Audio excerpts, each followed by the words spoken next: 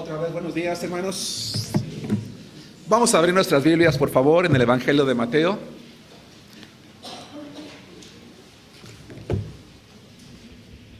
Para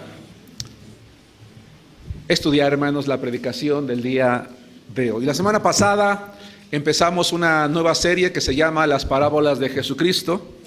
Si alguien no tuvo la oportunidad de escuchar el tema anterior, les ruego que lo vean allí en nuestra página en Facebook o el canal de YouTube, porque sí es importante conocer los antecedentes que estudiamos la semana pasada, a efecto de poder comprender mejor el porqué, hermanos, de las parábolas, particularmente la ocasión o lo que dio origen a ello. Eso no implica que no vamos a entender lo que vamos a explicar hoy. Espero tener la capacidad de darme a entender, pero hay detalles que es bueno que conozcamos también para poder comprenderlas mucho mejor. Vamos a hacer una breve oración y vamos a entrar al estudio. Padre amado, te alabamos y te bendecimos, y gracias, Señor, hemos entonado estas alabanzas como reconocimiento, Padre, de que tú eres nuestro Dios, nuestro Salvador. Que tu Santo Espíritu nos hable, Señor, a través de la predicación y salgamos bendecidos por ti. Que cada persona que está escuchando aquí de manera presencial, a las personas que están en nuestra transmisión en vivo, que todos seamos bendecidos de la misma manera, Padre. Te lo rogamos en el nombre de Cristo Jesús. Amén. Muy bien, hermanos. Insisto, la serie que estamos estudiando se llama Las Parábolas de Jesucristo. Y vamos a tratar de estudiar cada una de las que se encuentran, hermanos, en los evangelios. Y la primera de la que vamos a estudiar, hermanos, es la parábola del sembrador. Quiero decirles, hermanos, que esta parábola, la parábola del sembrador, es la primera parábola que salió de los labios del Señor Jesucristo.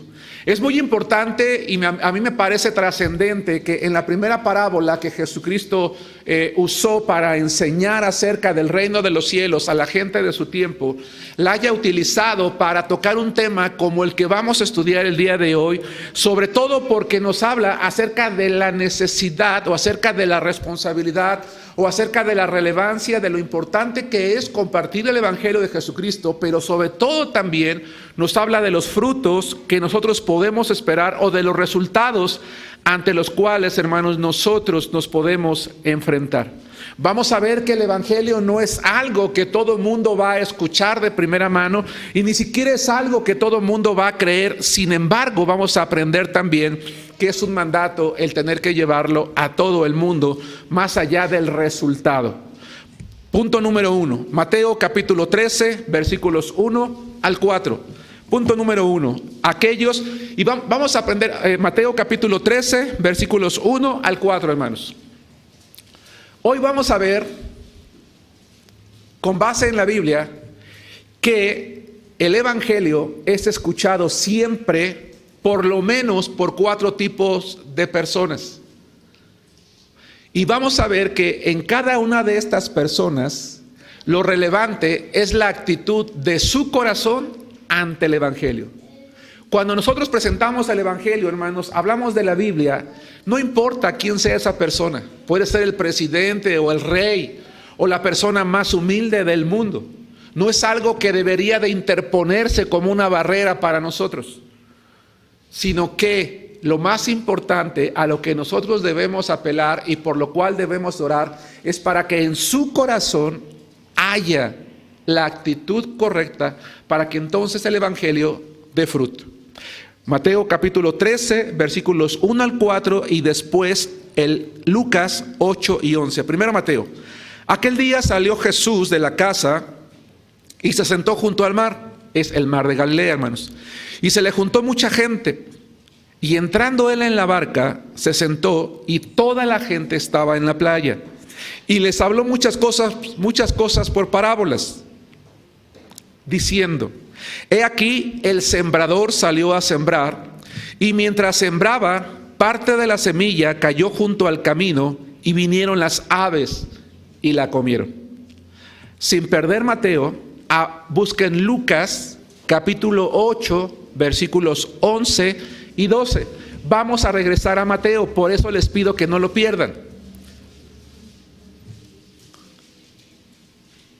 ¿Por qué vamos a leer Lucas? Porque Lucas es un pasaje paralelo. ¿Qué es un pasaje paralelo? Un pasaje en la Biblia que toca el mismo tema, que desarrolla la misma historia, que enseñan la misma doctrina, pero que da un detalle adicional que a lo mejor la otra parte no la tiene y que nos va a permitir comprender mejor los detalles.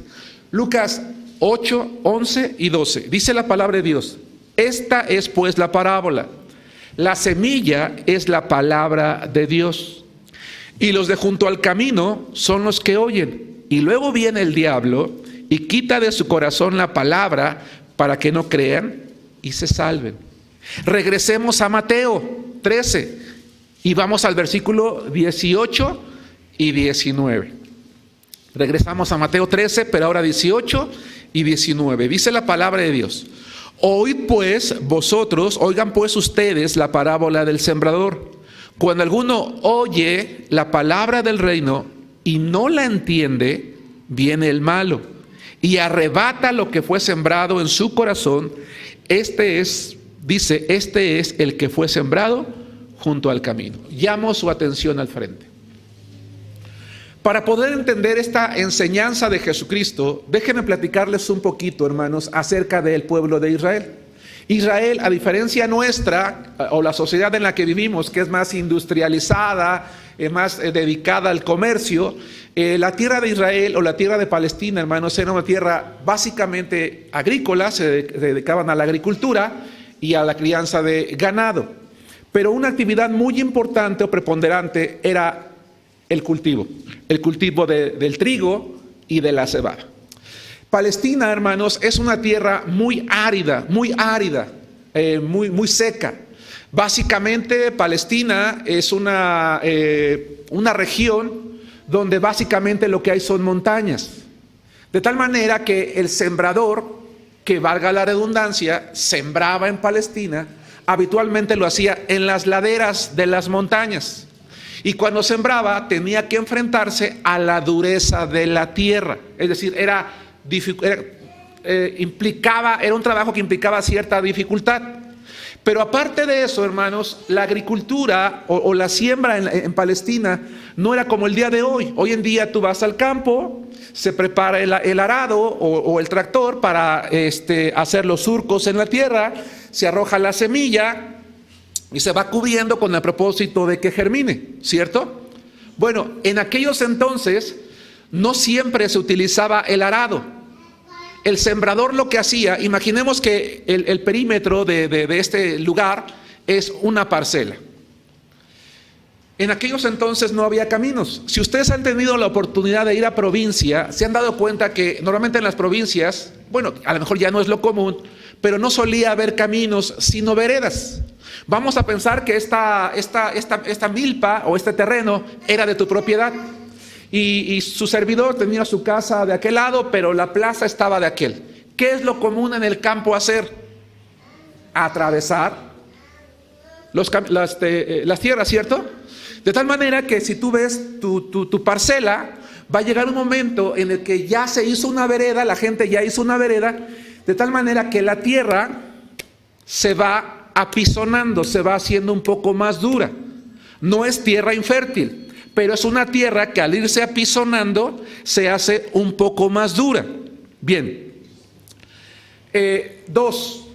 En la tierra de Palestina había muchas aves, particularmente muchos cuervos. El sembrador, cuando salía a sembrar, tomaba su morralito que colocaba en su hombro con las semillas a un lado, y él caminaba a lo largo y ancho de su parcela, tomaba la semilla con las manos y literalmente la arrojaba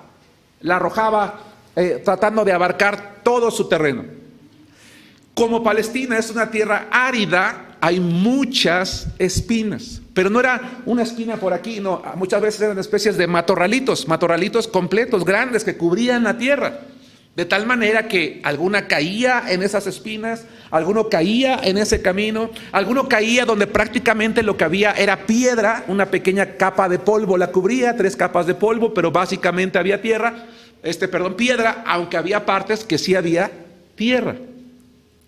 Estas características, conocidas por los oyentes de Jesucristo, son utilizadas como ejemplo para ilustrar 4 tipos de corazones o 4 tipos de personas que escuchan el Evangelio. Y en primer lugar, Jesucristo Va a hablar de aquellos que rechazan el Evangelio, es decir, de aquellas personas que queremos obsequiarles una Biblia, un folleto, hablarles de Dios, pero que de manera inmediata se cierran completamente a escuchar, a oír el Evangelio. Tal vez lo escuchan, tal vez lo pueden entender, pero se cierran completamente. ¿Por qué? Por la dureza de su corazón. La Biblia dice que hay varias cosas que tienen la capacidad de endurecer el corazón humano. Uno, a veces las adversidades de la vida. Hay gente que ha pasado por muchas carencias, muchos problemas, muchas necesidades, pobreza, abuso, qué sé yo, que de alguna manera va endureciendo el corazón. Dos, también dice la Biblia que el corazón muchas veces es endurecido a causa de nuestro propio pecado. Es decir, sabemos de antemano que no podemos involucrarnos en cosas de Dios, en cosas espirituales, porque estamos conscientes de la vida que nosotros llevamos y es algo que por eso no nos interesa, que no tenemos ningún deseo de escuchar. Hay personas que han endurecido su corazón a causa de su nivel económico. Yo no necesito a Dios, yo tengo dinero, lo tengo todo, ¿para qué lo necesito?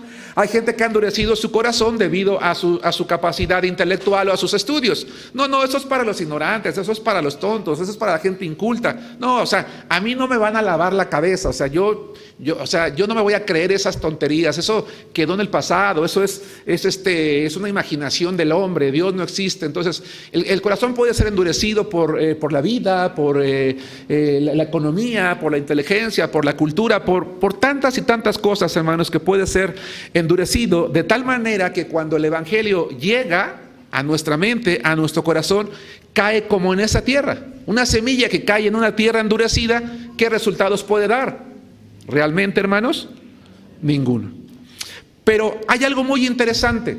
Si ustedes leyeron conmigo estos pocos versos, Jesucristo habla del sembrador que sale a sembrar y que avienta la semilla, pero no habla ni del sembrador ni de la semilla. Habla de la tierra. No es importante el sembrador, no es importante la semilla, sino la tierra. Y la pregunta es ¿por qué? Porque se entiende que el sembrador hace su trabajo y se entiende que la semilla es buena. El problema es el corazón de las personas. Se entiende que el sembrador hace su trabajo, que la semilla es buena. El problema es la actitud del corazón de las personas ante el Evangelio que dice, no me interesa. Hermanos, quiero aclarar a las personas que nos visitan, que son varias, que no nos pasamos la vida hablando del diablo. Casualmente hablé en la clase y lo voy a hacer también el día de hoy, pero es circunstancial. La Biblia dice que el diablo es el adversario del hombre. ¿Desde cuándo? Desde siempre. Él se ha propuesto estorbar los planes de Dios. Dice la Biblia que él, a través de sus huestes de demonio, cuando hay una persona que ha endurecido su corazón y escucha el Evangelio, hermanos, cuando el sembrador salía a sembrar, él iba caminando y muchas veces esas aves descendían y se tragaban algunas semillas, se las robaban de inmediato. Dice la Biblia que los huestes de demonios de Satanás y el diablo, cuando una persona está compartiéndole de Cristo a otra, cuyo corazón es duro, así como esa ave iba y robaba esa semilla, Satanás aprovecha para robar o para quitar el interés, si es que hay alguno, del corazón de esa persona. El diablo no quiere que el mundo... ojo, al diablo no le importa que hayan religiones, hermanos. Entre más, mejor. Lo que a él le importa es que la gente no escuche de Dios y no crea en Cristo. Lo que a él le importa es que la gente no se arrepienta de sus pecados. Lo que a él le importa es que la gente se mantenga muerta. Hay mucha gente hoy en día, e igual número de religiones, donde te guían a todo, menos a Dios. Que hagas buenas obras, que te portes bien, que pongas el Reiki o el Feng Shui, pon tu recámara hacia el norte, unos inciensos allí en la puerta y vístete hoy, tu color de hoy es el color como el que cantan las canciones allí en no sé dónde, ¿verdad? Y ponte ese color el día de hoy y como que nos vamos a todo eso. Y así la gente está, ¿no? Oye, hay gente que dice que hace oración. No, y yo hago oración a la creación, hago oración a la madre tierra, hago oración a las plantas, yo con el universo. Y la gente se cree espiritual, soy espiritual. No, hermanos, no todo lo que se le llama espiritual lo es. Espiritual solamente es aquello en lo que hay una influencia del Espíritu Santo que nos lleva a Dios. No quiero sonar exagerado, ni mucho menos decir algo que muy probablemente no sea una realidad, pero yo Germán, me atrevo a creer que hay muchas religiones en realidad levantadas por nuestro enemigo para engañar al hombre. Toca 10 puertas y pregúntale a la persona si es religiosa, y de 10 casi me atrevería a garantizar que 9, si no es que las 10 van a decir sí, porque el problema no es ese. El problema, insisto, es a dónde te lleva. Satanás no quiere que la gente comprenda el Evangelio, por eso va y roba su atención, para que no haya ningún interés. ¿Te has dado cuenta, hermano, que tú le estás compartiendo de Cristo a alguien en la oficina, en la escuela, aquellos hermanos que salimos a evangelizar y una persona te está haciendo caso y, oye, ¿a qué horas te vas a meter? Oye, no le estén quitando el tiempo. Oye, alguien llega, alguien habla, suena el teléfono, tocan la puerta, circunstancias, hermanos, puestas por el malo para robar, hermanos, la semilla del Evangelio.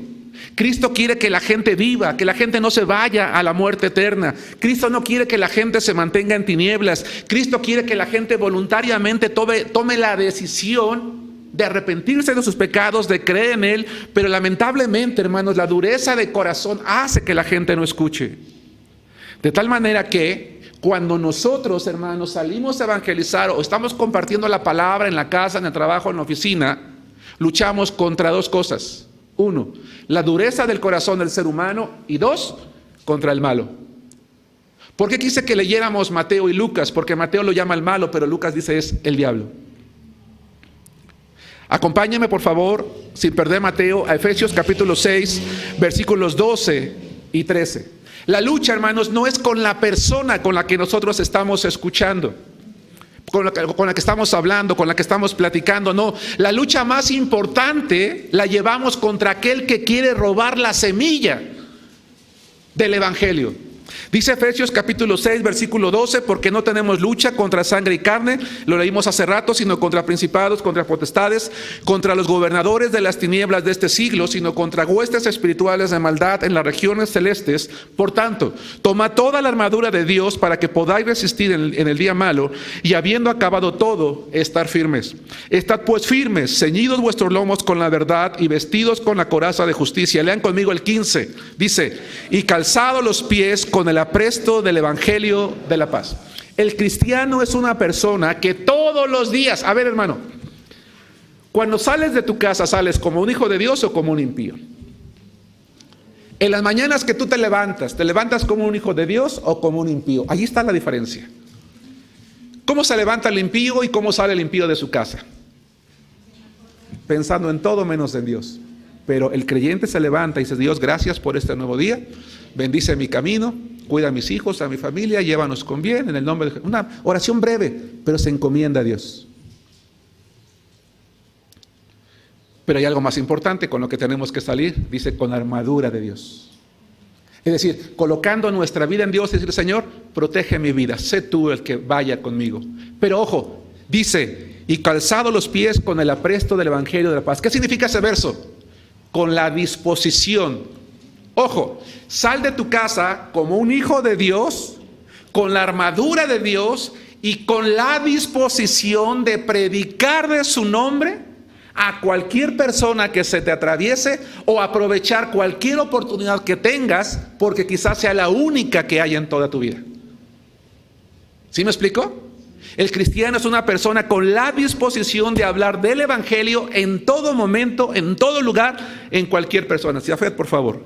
Desafortunadamente, hermanos, volviendo al tema, en el mundo hay millones de personas que nunca se dan el tiempo de hacer un análisis introspectivo, es decir, de detenerse, de hacer un alto en su vida y de decir, ¿hacia dónde me está llevando mi vida? ¿Hacia dónde quiero llegar? Muchas veces decía yo hace rato en la clase, pensamos en qué quiero ser en la vida, qué quiero lograr, qué quiero alcanzar, sí, pero después de eso, ¿qué? Después de eso, ¿a dónde? Hay mucha gente que nunca se da el tiempo para reconocer sus faltas o sus pecados, que no se da la oportunidad de arrepentirse, de buscar a Dios. Y es más triste cuando tiene un amigo, un familiar, un vecino que viene, le ofrece un folleto, le quiere hablar de Dios, lo quiere invitar a una iglesia, le quiere regalar una Biblia y le dice no, no, no, no, sin saber que esa es una oportunidad de Dios para darle la vida eterna. Sin saber que así como el hombre en el huerto del Edén cuando pecó y se alejó de Dios y Dios lo está yendo a buscar por amor, Él está buscándolo a Él por amor. Dios ama a la humanidad, hermanos. No se ha olvidado de ella, ama a cada persona y desea que cada persona, rica o pobre, escuche su palabra, y para eso existes tú y existo yo. Y es a través de nosotros que Dios le está diciendo, oye, te amo, te amo, te amo. Ven, te estoy esperando con los brazos abiertos. Si tú tan solo te arrepientes de tus pecados, lo reconoces, me pides perdón y crees en Jesús y me invitas a morar a tu corazón, yo te voy a dar el regalo de la vida eterna. Pero en todo el mundo, hermanos, la respuesta más común que se escucha al evangelio es no, no, no, no. No tengo tiempo, no es mi momento, no ahora, no, no, no y no. Volvamos a la parábola. El sembrador, hermanos, estaba acostumbrado a que en la tierra había camino endurecido, porque eso era lo cotidiano, esa era lo común. Pero él no escatimó la semilla, él salió y aventó la semilla. ¿En dónde, hermanos? En todo. Él no escatimó que una parte de la semilla se podía perder, él lo sabía. Sin embargo, la arrojó. Y de la misma manera nosotros como hijos de Dios, hermanos, debemos de predicar el evangelio de Jesucristo en todo lugar, a toda criatura y en todo momento. Alguien pudiera decir, es que ¿por qué nos insisten tanto en dar nuestras ofrendas misioneras que al rato las vamos a recoger? ¿Por qué hablar tanto de misiones? ¿Para qué invertir si no hay resultados, si la gente no está creyendo, si nos está rechazando? Hermanos, ¿a cuántos lugares hemos ido? Por lo menos desde que soy pastor hemos ido a unos 20 lugares, hermanos, en muchos estados de la República a predicar. ¿Y dónde está el resultado? Prácticamente no ha habido. Por gracia de Dios se han establecido ahora las iglesias allá en Guerrero, en Tlaxcala. Vamos a empezar cultos en Acolman, está el trabajo en Tlahuaca y se están abriendo puertas en Villa del Carbón, pero habitualmente no ha habido resultado, hermanos. Si alguien podía decir, pastor, pero es que estamos desperdiciando nuestro dinero. No, el sembrador no escatimaba la semilla, él la aventaba, porque sabía que esa es la labor que él tenía que hacer. No lo desanimaba a saber que probablemente esa tierra no iba a dar fruto. Así que la iglesia, hermanos, no debe de dejar de predicar el evangelio, aunque la gente tristemente siga diciendo no, no y no.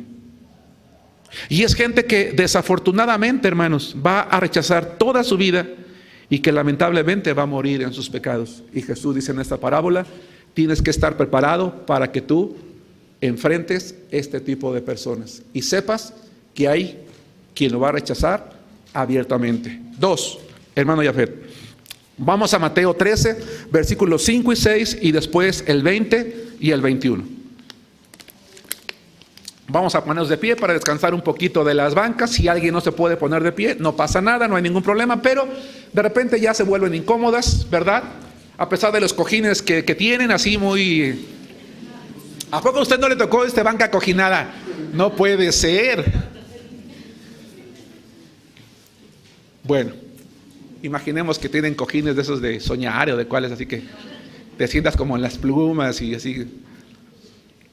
Bueno, dice Mateo capítulo 13, 5 y 6, dice la palabra de Dios, lo voy a leer, dice, parte cayó en pedregales, donde no había mucha tierra, y brotó pronto, porque no tenía profundidad de tierra.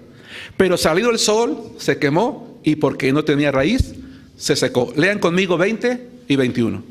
Y el que fue sembrado en pedregales, este es el que oye la palabra y al momento la recibe con gozo, pero no tiene raíz en sí, sino que es de corta duración. Pues al venir la aflicción o la persecución por causa de la palabra, luego tropieza. Tomen asiento. 2. Jesucristo no solamente habló de aquellos que rechazan el evangelio, sino también habló de aquellos que solo se emocionan con el evangelio.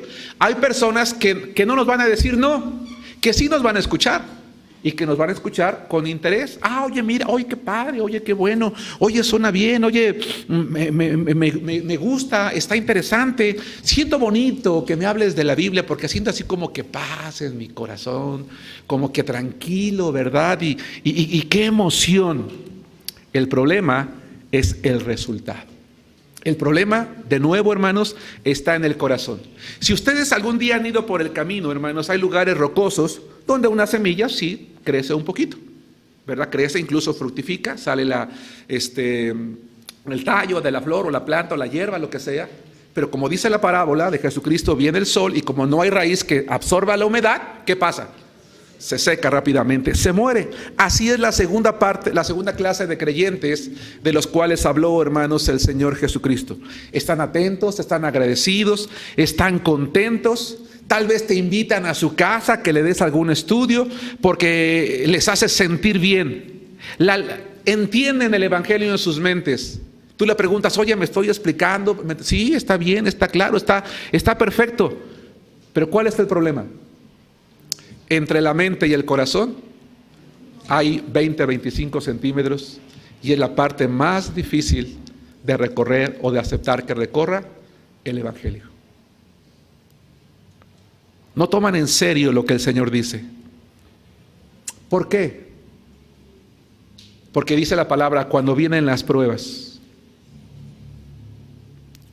¿Les ha pasado, hermanos, que comparten de Cristo una persona muy emocionada? De repente vas, oye, mira, ¿cuándo nos vemos para el estudio? ¿Qué crees? Ya no te puedo recibir. ¿Por qué? No, pues es que dice mi familia que si yo me hago cristiano, aleluya, pues ya no me van a hablar. Híjole, es que me da vergüenza con mis amigos. ¿Qué van a decir de mí? ¿Qué crees? Que estoy teniendo muchos problemas. Es que yo pensé que si yo me hacía cristiano, si yo leía la Biblia, ya todo iba a ser paz, iba a ser tranquilidad. Pensé que iba a sanar. Pensé que mis problemas iban a arreglar y están peor. No, yo creo que, híjole, esto no es para mí. Ya la gente está hablando de mí, me vieron entrar a la iglesia, me vieron con... Bueno, hoy en día ya no hay pena que te vean con una Biblia porque pues la traes en un móvil, ¿no? Pero es que ya ni sé qué decirles, cómo justificar. La verdad yo no quiero ser fanático. No me interesa. ¿Y la gente qué hace? Se va. ¿Y qué pasa con los cristianos que evangelizamos a una persona? ¿Cómo nos sentimos? Primero, ¿cómo te sientes cuando una persona te escucha y está muy atenta? Ay, bien contento. No, hermano, por fin, gracias a Dios, de 500 por fin alguien me escuchó y mira, está muy contento y estamos leyendo la Biblia. Ya lo invité a la iglesia, me dijo que sí, etcétera, etcétera, y todo está muy bien. Y de repente te dice que ya no. Y aquí hay algo muy importante. Aquí hay una persona que, intento ilustrar, está escuchando la palabra de Dios. Pero por el otro lado, hay una que está haciendo la labor que toda la iglesia deberíamos de estar haciendo, que es orar. ¿Por qué la iglesia tiene que orar por aquellos hermanos que evangelizan? Que es una tarea y responsabilidad de todos. Porque no tenemos lucha, dice, contra sangre y carne. Porque hay un enemigo que está queriendo robar y meterle el pie a esa persona para que no escuche. Dice la Biblia que el ser humano es esclavo del diablo y que no quiere que sea arrebatado de allí para que conozca de Dios y viva con la esperanza de la salvación y la vida eterna. Y la iglesia debe de orar para que la gente escuche con atención, no por nosotros, sino por ella. Si nosotros no oramos, hermanos, ojo, te voy a dar un consejo, hermano, y espero poder explicarme con claridad. No te entusiasmes demasiado cuando la gente te presta interés. No te ilusiones mucho, porque si te ilusionas demasiado, cuando se aleje, te vas a frustrar. Tristemente hay muchos hermanos en la iglesia que gustaban mucho de evangelizar y ya no lo hacen. Pues es que nadie quiere creer, es que nadie me escucha. A lo mejor lo estoy haciendo mal, a lo mejor yo no sé hacerlo.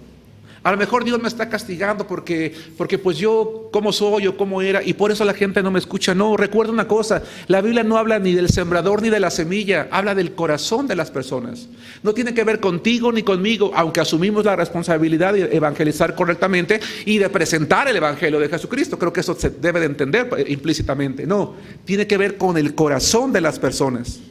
Cuando la palabra de Dios, hermanos, no se recibe con el corazón, no puede dar fruto y se seca. Es solamente la emoción, porque las personas no han entendido el evangelio de Cristo, no han entendido que ser hijos de Dios no es ausencia de problemas. Los cristianos nos enfermamos, los cristianos perdemos el trabajo, los cristianos a veces fracasamos en los negocios, los cristianos nos morimos y también tenemos malas rachas. ¿Cuál es la diferencia entonces? Que ahora vivimos con esperanza, que sabemos que somos hijos de Dios y que Él no nos va a dejar en ningún momento.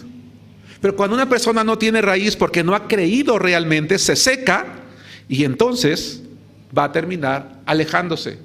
La gente que escuchaba a Jesucristo se contaba por miles.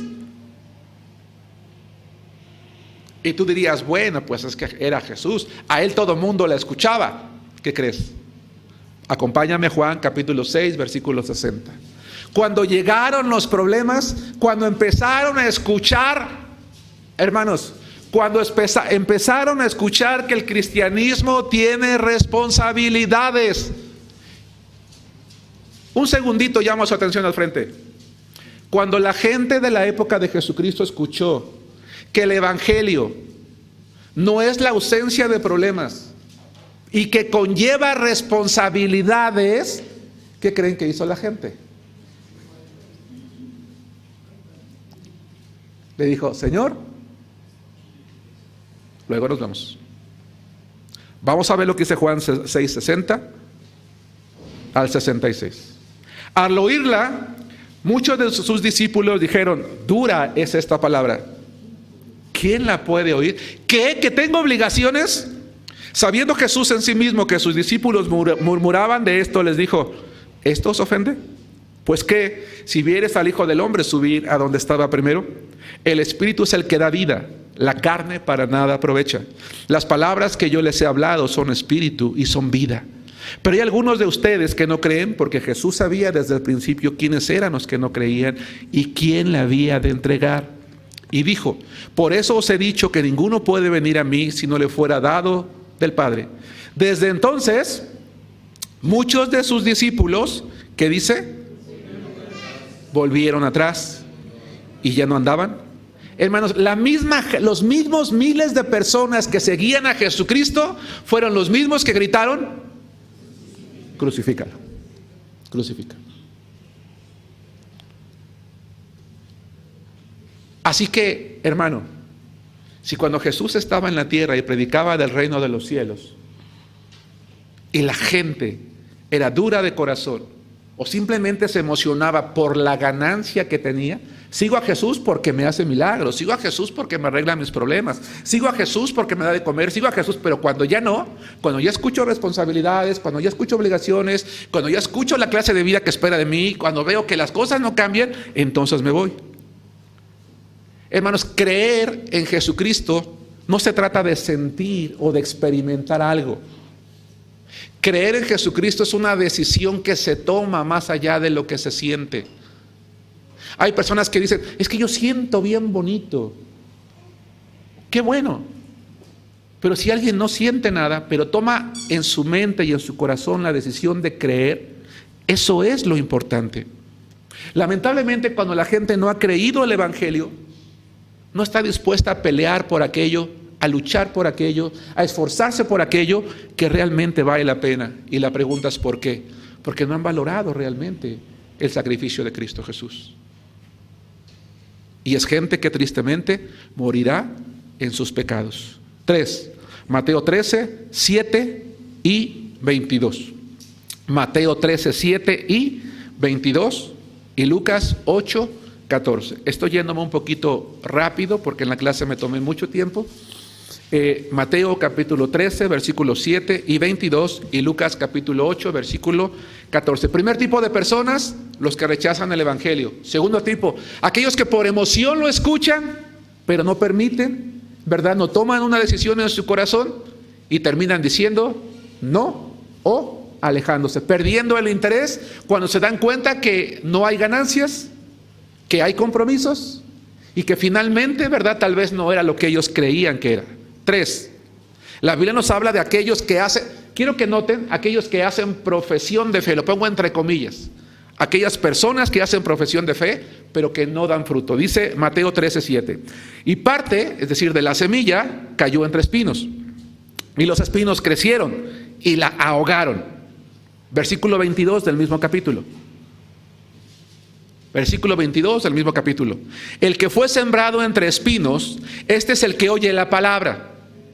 Pero el afán de este siglo y el engaño de las riquezas ahogan la palabra y se hace infructuosa. Lucas 8, 14. Lucas 8, 14. Pasaje paralelo que nos da un detalle.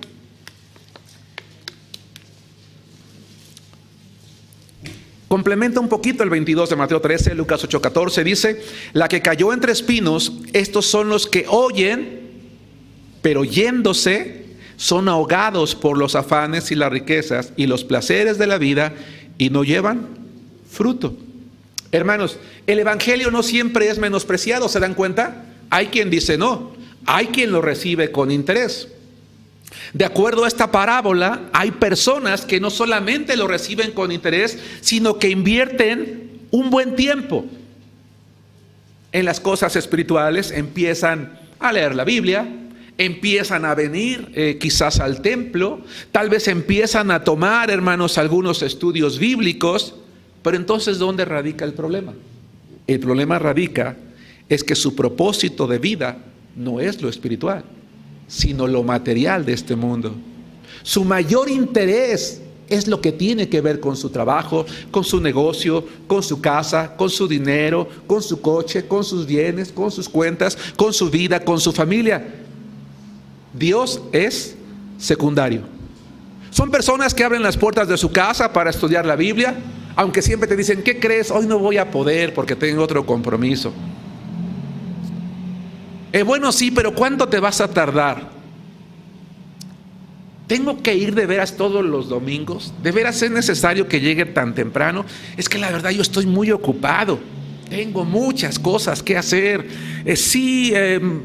Oye, pero mira, ¿no has entendido el plan de salvación? Que tienes que reconocer tus pecados, arrepentirte, creer en Cristo. Sí, sí lo he entendido.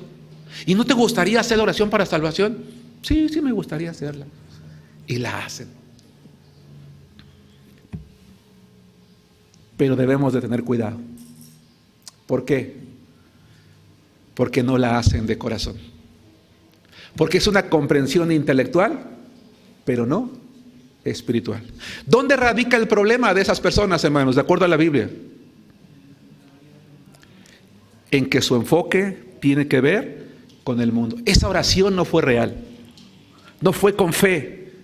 A veces creemos que sí. Por eso decía hace rato que no es bueno emocionarse al principio, hermanos, porque si no la decepción o la frustración a veces es más grande y tiende a desanimar a algunas personas. Son personas que están lamentablemente ahogadas por lo terrenal. Tarde o temprano van a terminar alejándose completamente de aquello que estaban recibiendo. ¿Por qué? Porque ellos prefieren los placeres del mundo. Sí, pero yo me quiero de vez en cuando pues tomarme pues una cervecita, un alcohol, irme de parranda, pues tener una aventura, pues finalmente para eso trabajo, ¿no?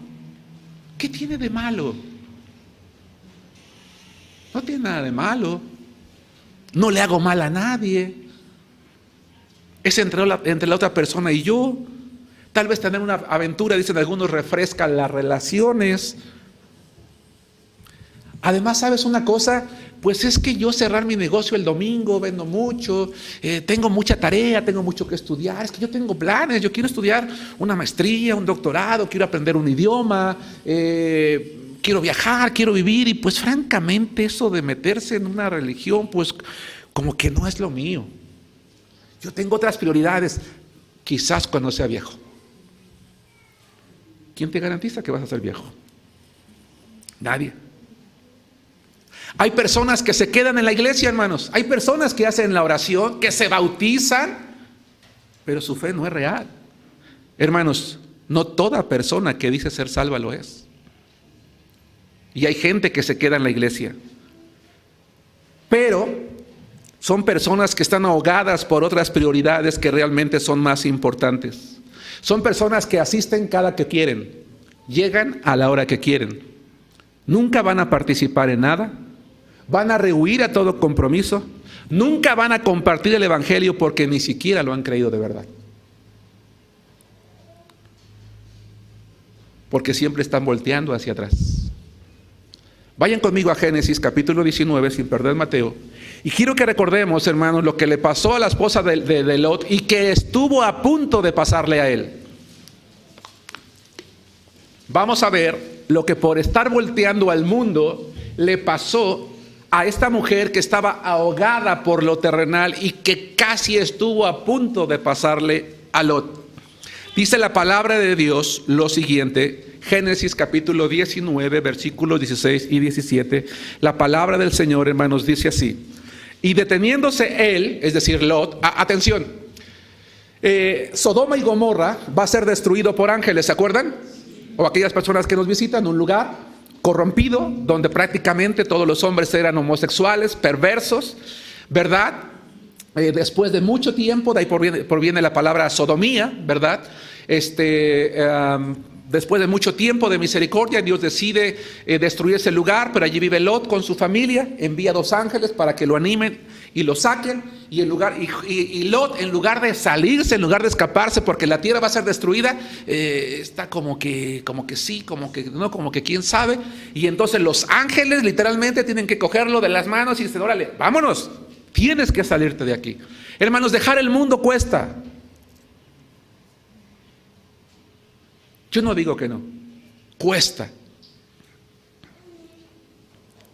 Y entonces dice: y deteniéndose los varones asieron de su mano para forzarlo, y de la mano de su mujer. Eso de para forzarlo lo estoy diciendo yo. Y de la mano de su mujer y de las manos de sus 2 hijas, según la misericordia, otra vez, de Jehová para con él, y lo sacaron y lo pusieron fuera de la ciudad. Y cuando los hubieron llevado fuera, dijeron: escapa por tu vida, ojo, no mires atrás. Hay mucha gente que dice: ¿y dónde estaba Dios cuando me pasó esta tragedia? ¿Y dónde estaba Dios cuando estaba en esa persona que estaba a tu lado, animándote, mostrándote afecto, cariño, ayuda, hablándote de Dios, invitándote a leer la palabra de Dios? Porque Dios nunca ha dejado de mostrar misericordia a un solo ser humano. Nunca. Si de algo es culpable Dios, hermanos, ¿saben de qué es? De amarnos inmerecidamente. Pero les da una instrucción: no mires tras ti, ni pares en toda esta llanura, escapa al monte, no sea que perezcas. Versículo 26 del mismo capítulo. Génesis capítulo 19, versículo 26 dice: entonces la mujer de Lot, ¿qué hizo? La pregunta es ¿por qué, hermanos? ¿Qué había en Sodoma? Estaba todo el dinero, estaba su casa, estaban sus bienes, estaba su pantalla, ¿verdad? Estaba su coche, estaba su piscina, estaban sus diplomas, estaba todo lo material. Dijo: ¿cómo voy a dejar esto? ¿Cómo voy a salir de ese mundo corrompido y pecaminoso para apartarme y alejarme? Eso es lo mío. ¿Y qué fue lo que pasó? Dice la Biblia: miró a espaldas de él y se volvió estatua de sal, porque llovió, hermanos, cayó fuego, ¿verdad? Una zona más o menos como tipo alquitrán que hay allí, ¿verdad? Hay fuego, explota esa parte de la tierra y termina llenándola a ella, convirtiéndose en estatua de sal, es decir, perdiendo la vida. Lot tuvo que ser correteado, obligado, forzado prácticamente, pero finalmente escuchó. Hermanos, con todo respeto y con mucho amor, y Dios sabe que yo he orado por esto, quiero decir lo siguiente: este es un buen momento para examinarnos a nosotros mismos. Este es un buen momento para examinarnos a nosotros mismos, porque no todo aquel que dice ser salvo lo es. Porque a la salvación siempre, siempre, siempre le sigue una vida transformada y siempre hay fruto, siempre. No es malo trabajar por lo material, hermanos. Yo he dicho más de una vez a los jóvenes y señoritas de la iglesia: estudien, sean los mejores. A lo mejor no eres inteligente, pero si eres disciplinado puedes ser de los mejores. Enorgullécete de tus diplomas, de tu carrera, de tu profesión, de tu puesto en el trabajo. ¿Por qué no? Está bien. Algunos hemos sido bendecidos con ellos en algún momento, está bien. Pero nunca te olvides que lo importante en la vida es Dios. Hermano, trabaja para que un día tengas una casa y tu familia viva mejor y vista mejor. Está bien,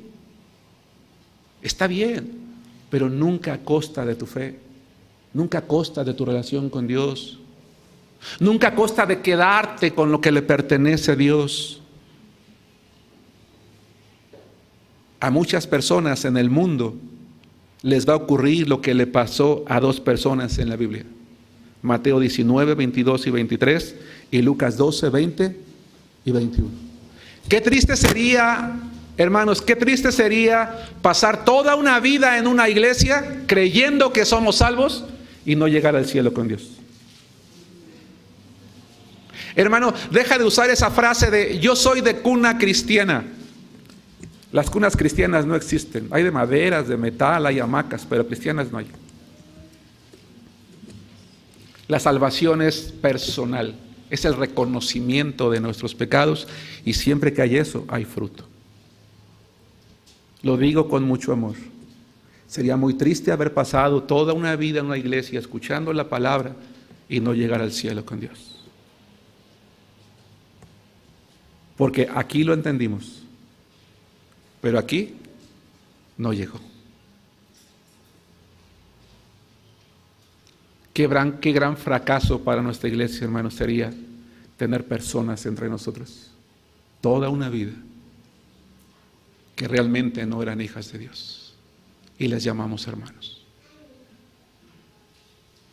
Dice Mateo 19, 22 y 23: oyendo el joven esta palabra se fue triste porque tenía muchas posesiones.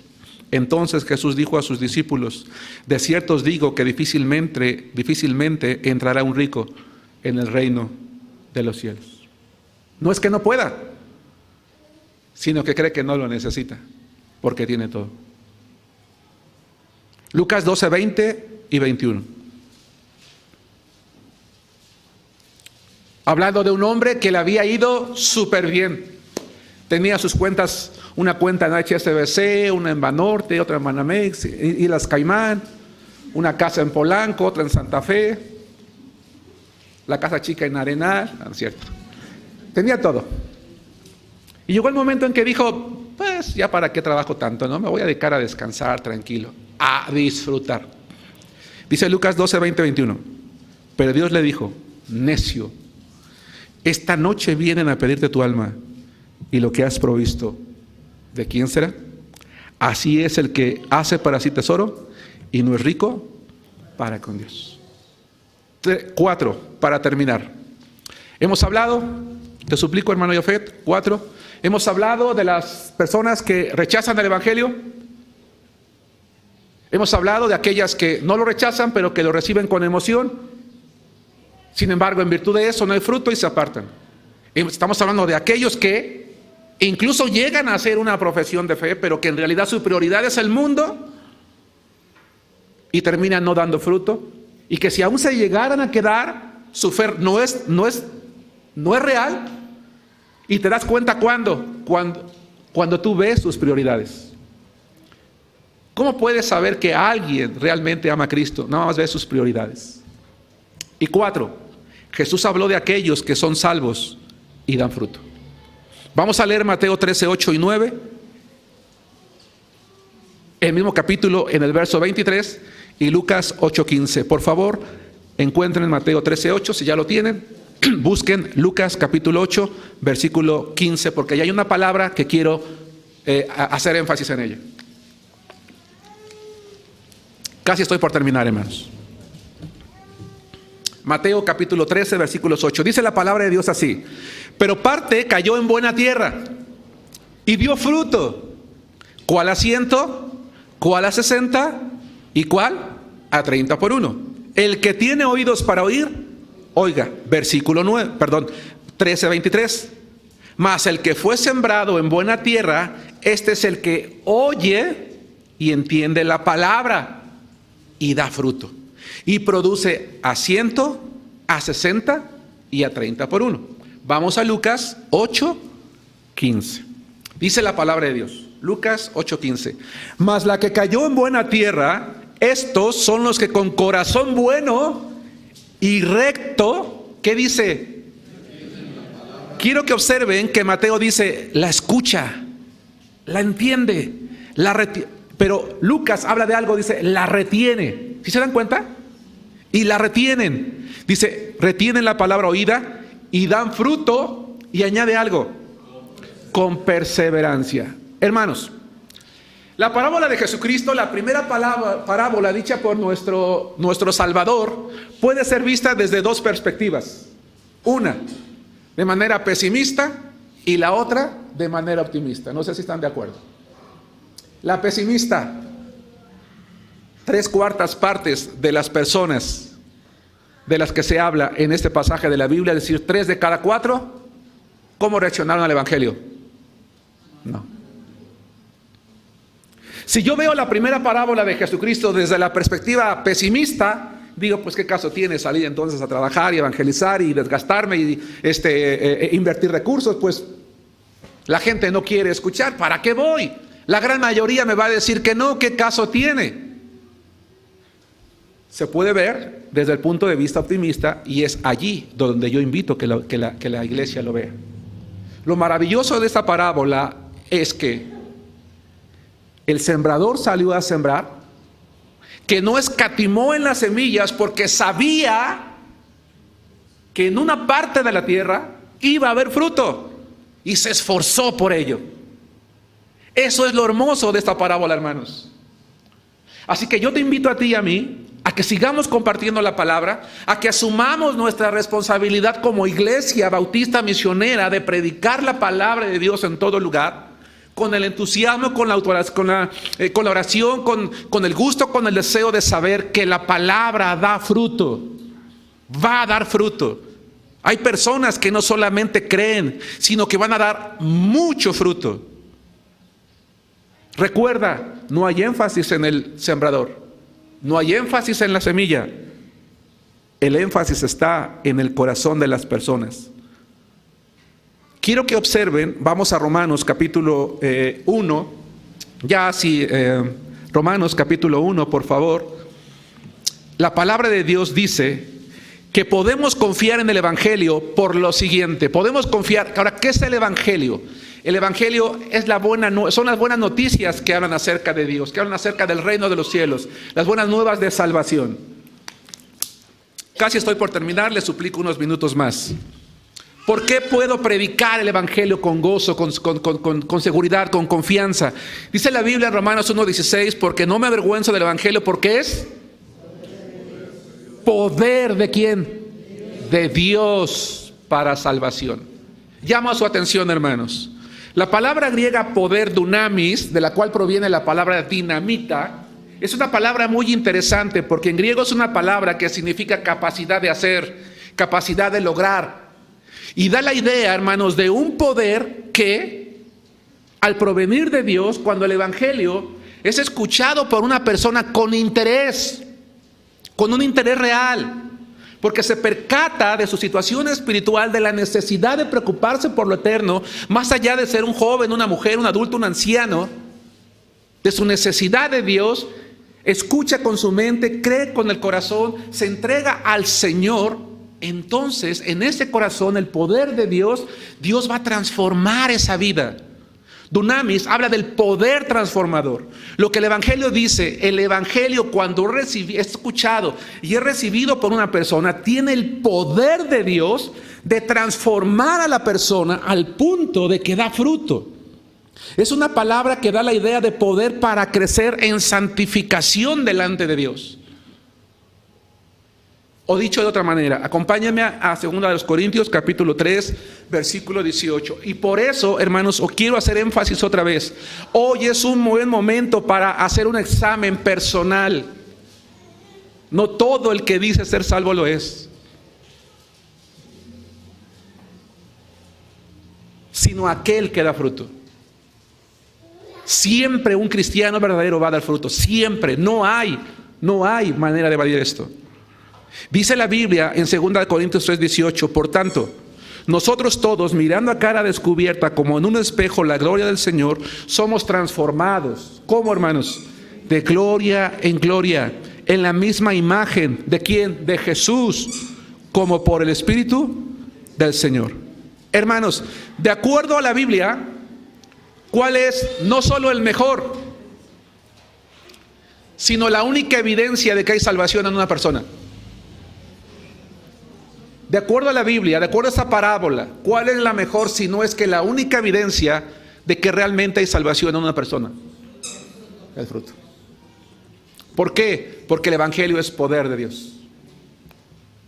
Si una persona dice que ha recibido a Cristo, pero no tiene ningún interés en lo espiritual, ninguno, no lee, no ora, no viene a la iglesia, no asiste, no trabaja, no participa, no ora, no ofrenda, no hace nada, tiene que examinar su corazón. Porque si Cristo está allí, hay poder de Dios, y el poder de Dios transforma a las personas para santificarse. Y las transforma de gloria en gloria al punto de que se comprometen con la obra de Dios, con Cristo. Esa es la evidencia de salvación.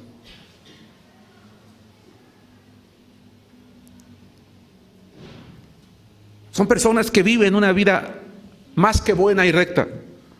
Porque hay gente que dice, bueno, yo no participo en la iglesia, no hago, pero yo estoy bien con Dios porque no hago nada malo, estoy en mi casa, mi familia está bien, no tenemos ningún vicio, está bien, pero Dios no nos llamó a ser buenos. Gente buena hay en el mundo y no tiene a Cristo.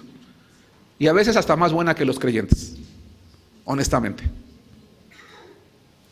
Dios no nos llamó a ser buenos, nos llamó a ser la luz del mundo y la sal de la tierra, y dar fruto que permanezca para vida eterna. Así que si tú y yo estamos muy contentos porque estamos en casa bien con Dios, estás equivocado. Estamos equivocados. Todos dieron fruto, algunos 100, algunos a 60 y a uno a 30, pero todos dieron fruto. Yo no voy a dar el mismo fruto que Israel. Israel tiene dones que yo no tengo. No puedo dar los mismos frutos que Víctor o que Sandra o que Almadelia o X hermano o hermana. Cada quien tiene dones distintos y diferentes, pero todos vamos a dar fruto.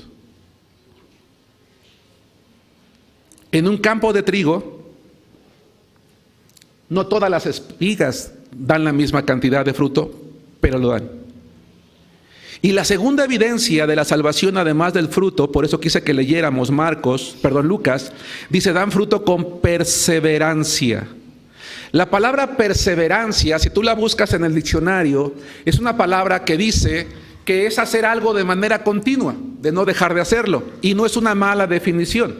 Pero etimológicamente, en su raíz griega, la palabra perseverancia va más allá de eso.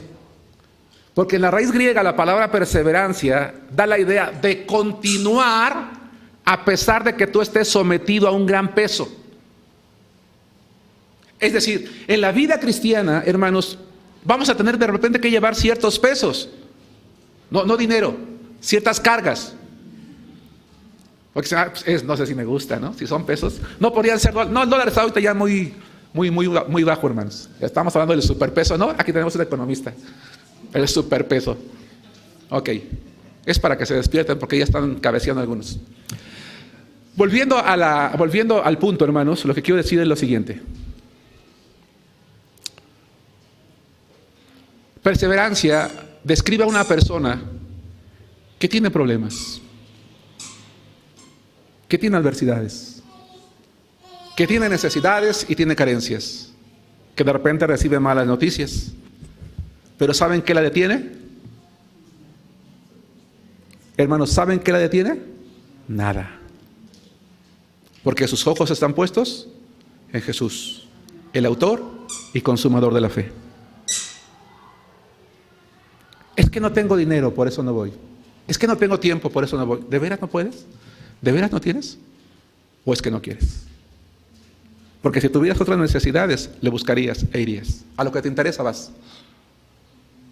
Lo que te importa te roba tu tiempo. Lo que no, lo dejas para después.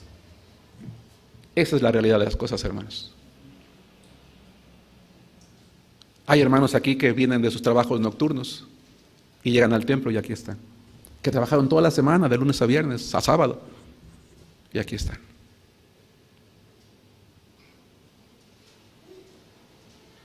La mejor evidencia, si no es que la única, de que hay salvación real, es el fruto y es la perseverancia.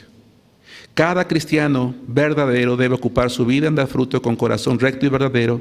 Con paciencia debe de esforzarse para crecer hasta donde Dios quiere que crezca. Terminemos, Mateo 13, 19. Vamos a terminar la predicación de hoy leyendo este pasaje de la Biblia. Vamos a terminar, para dejarle el tiempo a mi hermano que está dirigiendo el culto, leyendo Mateo capítulo 13, versículo 9. Leamos todos juntos. Mateo 13, 9. ¿Estamos allí? Dice así: el que tiene oídos para oír, oiga. ¿Qué crees tú que significa ese verso, hermano? ¿Tienes la capacidad de comprender? Hazlo. No hagas oído sordo. Hermanos, ¿qué clase de tierra hemos sido nosotros mismos? Solo Dios y nosotros lo sabemos. Hoy es un buen día, ¿verdad? Para o examinarnos a nosotros mismos o asumir el compromiso de ir siempre con el Señor y dar fruto. Que Dios los bendiga.